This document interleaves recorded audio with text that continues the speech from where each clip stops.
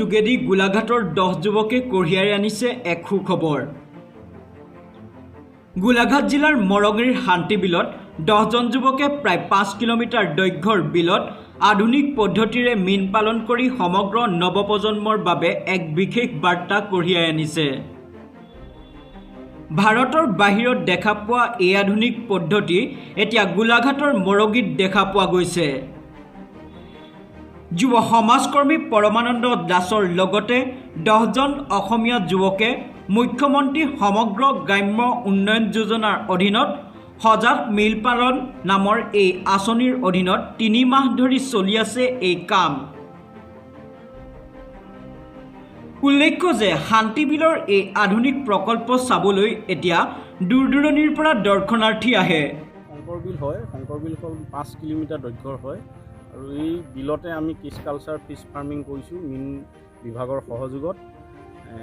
মুখ্যমন্ত্ৰী সমগ্ৰ গ্ৰাম্য উন্নয়ন যোজনাৰ অধীনত এই ফিছ কালচাৰ ফিছ ফাৰ্মিং আমি প্ৰকল্পটো লৈছোঁ। সজাত মীন পালন অসমীয়াত কয় আৰু এই সজাত মীন পালন এই প্ৰজেক্টটো এটা নতুন ধৰণৰ এটা প্ৰজেক্ট।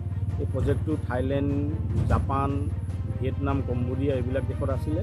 তাৰপিছত দক্ষিণ ভাৰতৰ পৰা নামনি অসমত 2-এটা হৈছিল।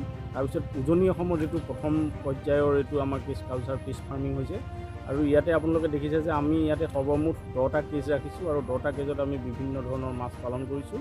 আৰু ফিছ কালচাৰ ফিছ ফাৰ্মিঙত হয় কি যে ইয়াত যিটো অক্সিজেনৰ অভাৱটো নহয়, যিহেতু ইয়াৰ জলস্তৰটো বহুত বেছি আৰু ইয়াত যিটো পানীৰ pH লেভেল এইটো নিয়মিত হৈ থাকে।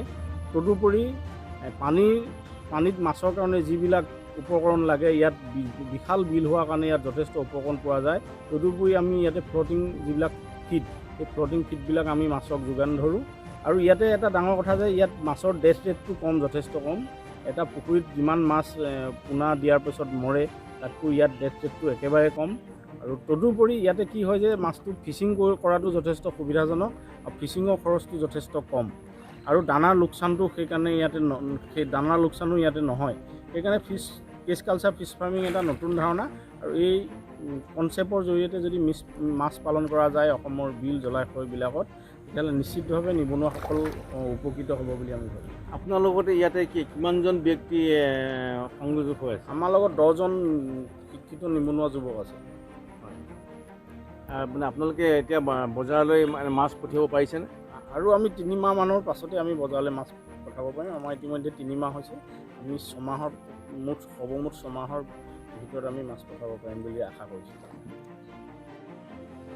নুমলীগড়ৰ পৰা জানমণি দত্তৰ ৰিপৰ্ট, নিজা খবৰ।